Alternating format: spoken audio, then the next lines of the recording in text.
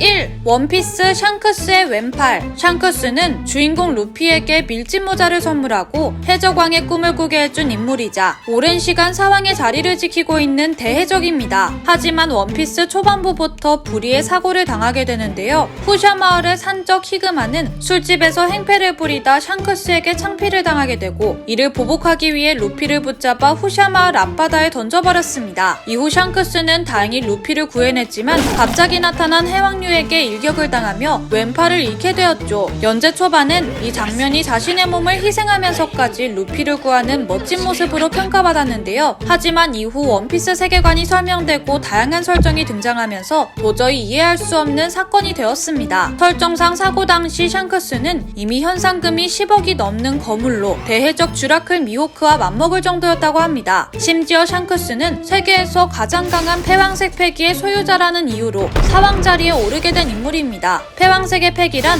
상대를 제압하는 기운으로 자신보다 한참 약한 생물은 다가가기만 해도 정신을 잃고 말죠. 그래서 스토리가 진행될수록 샹크스가 왼팔을 잃게 된 사고에 대한 의문은 점점 커져갔습니다. 이때 일부 독자들이 혹시 그 해왕류가 엄청 강해서 그런 거 아닐까? 라고 주장했는데요. 우스갯소리로 한 농담이지만 만약 푸샤 마을 앞바다에 사는 해왕류가 세계 최강의 생물이라면 그동안 풀리지 않았던 설정 문제가 해결되기 때문이죠. 결국 샹크스의 왼팔을 뜯어간 해왕류는 푸샤 마을 앞바다에 사는 그네의 주인, 해왕류를 넘는 세계 최강의 생물 해신류라는 밈으로 유명해지게 되었습니다. 2. 진격의 거인 월 마리아 탈환 작전. 압도적인 힘으로 사람을 잡아먹는 거인과 그에 맞서는 인류의 싸움을 그리는 진격의 거인은 전 세계적으로 누적 발행 건수가 1억 부를 넘길 정도로 엄청난 인기를 끌었습니다. 하지만 이런 진격의 거인도 설정 붕괴 논란은 피해갈 수 없었죠. 작중 인류는 거인을 피해 총 3겹의 큰 성벽, 월시나, 월로제, 월마리아를 쌓아 그 안에서만 생활했습니다. 인류가 생활하기에 벽안은 너무 좁고 식량도 항상 부족했는데요. 그러던 어느 날 갑자기 50m 성벽보다 큰 정체불명의 초대형 거인이 나타나 가장 바깥쪽 성벽인 월마리아의 성문을 파괴했습니다. 결국 인류는 월마리아가 감싸고 있던 영토를 포기할 수밖에 없었죠. 이후 수많은 이주민이 월로제까지 밀려들어왔고 벽 안에서의 삶은 더욱 궁핍해졌습니다. 결국 이 문제를 해결하기 위해 정부는 극단적인 선택을 합니다. 바로 월마리아 탈환 작전이라는 명목으로 이주민들과 실업자들을 벽 밖으로 내보내 거인들과 싸우다 죽도록 만든 것이죠. 결국 이 사건으로 방벽 내 인구 20%가 희생되었습니다. 이 내용은 연재 당시에는 문제가 없었는데요. 하지만 애니메이션 방영으로 자세한 벽 안의 수치가 공개되며 논란이 되었습니다. 알고 보니 설정상 벽 안의 넓이는 한반도의 3배 정도였죠. 이 정도 면적은 유럽 국가 중에서도 러시아를 제외하고 가장 클 정도로 어마어마하게 넓은 영토라고 할 수 있습니다. 그리고 주인공이 쇠장이라고 표현할 정도로 좁고 답답하다는 벽 안의 인구 밀도는 1제곱킬로미터당 3명 정도였습니다. 참고로 우리나라의 인구 밀도는 1제곱킬로미터당 500명이 넘죠. 결국 이 사실을 알게 된 독자들은 이렇게 대충 설정할 거면 그냥 공개하지 말지. 우리나라 사람들이야말로 쇠장 안에 갇힌 공포를 느껴야 되는 거 아님? 라는 반응을 보이며 충격에 빠졌습니다. 3. 귀멸의 칼날 귀살대. 귀멸의 칼날은 주인공 탄지로가 도깨비가 되어버린 여동생 네즈코를 인간으로 되돌리기 위해 모험을 떠나는 내용입니다. 그래서 도깨비와 그들을 사냥하는 귀살대의 대결을 중심으로 이야기가 진행되는데 특히 사람의 목숨이 그 무엇보다 소중하다는 점을 자주 강조합니다. 하지만 이런 메시지와는 정반대의 내용으로 많은 독자들로부터 질타를 받았는데요. 그것은 바로 귀살대에 대한 설정이었습니다. 귀살대원이 되기 위해서는 매우 강도 높은 시험을 통과해야만 했습니다. 우선 지원자들의 검술과 신체 능력을 테스트한 후 최종 선별을 위해 후지카산의 산에 그들을 가둬놓는데요. 이후 이곳에서 7일간 살아남으면 귀살대원이 될 수 있다고 말합니다. 문제는 이곳이 귀살대에서 그동안 생포한 모든 도깨비를 가둬놓은 지역이라는 점입니다. 약 40년이 넘는 세월을 살며 50명이 넘는 사람을 잡아먹은 손도깨비도 있을 정도로 방치해놓은 곳이었죠. 심지어 이 괴물은 귀살대 중 가장 높은 자리에 오르게 된 기우의 목숨마저 위협할 정도로 강했습니다. 따라서 선별시험은 매번 극악의 난이도로 진행되었고 탈락은 곧 죽음을 의미했습니다. 그래서 일부 독자들은 아무리 귀살대가 도깨비와 싸우는 목숨을 건 조직이라도 만화의 주제와 정반대로 너무 사람 목숨을 가볍게 대하는 것이 아니냐라고 말하기도 했습니다. 또한 작중 선별시험을 통해 주인공 탄지로를 포함한 총 5명이 살아남았는데요. 귀살대의 수장인 카가야가 이 소식을 듣고 난 후 5이나 살아남았나? 우수하군 이라고 말합니다. 이를 본 독자들은 카가야는 오로지 훌륭한 인원을 선발하기 위해서 잔인하고 비인간적인 선별 시험을 방치하는 냉혹한 인물이구나 라고 추측했는데요. 하지만 작가가 설정한 카가야의 성격은 이와 정반대였습니다. 카가야는 병이 악화되기 전 사망한 기살대원의 무덤을 매일 방문해 성묘하는 것을 잊지 않을 정도로 기살대원들을 소중히 여깁니다. 심지어 부하인 사네미가 자신에게 막말을 했을 때도 부드럽게 말로 다스리는 온화한 마음씨를 가졌죠. 그런 그가 선별시험의 문제점을 알고도 방치했다는 것을 독자들은 이해할 수 없었습니다. 결국 귀멸의 칼날은 세계적으로 많은 인기를 끌었음에도 불구하고 만화 속 묘사와 설정이 부딪히는 장면으로 인해 비판을 받기도 했습니다. 오늘의 이야기에 흥미로우셨다면 구독과 좋아요 부탁드려요. 저는 다음에 더 흥미로운 이야기로 찾아뵐게요. 안녕!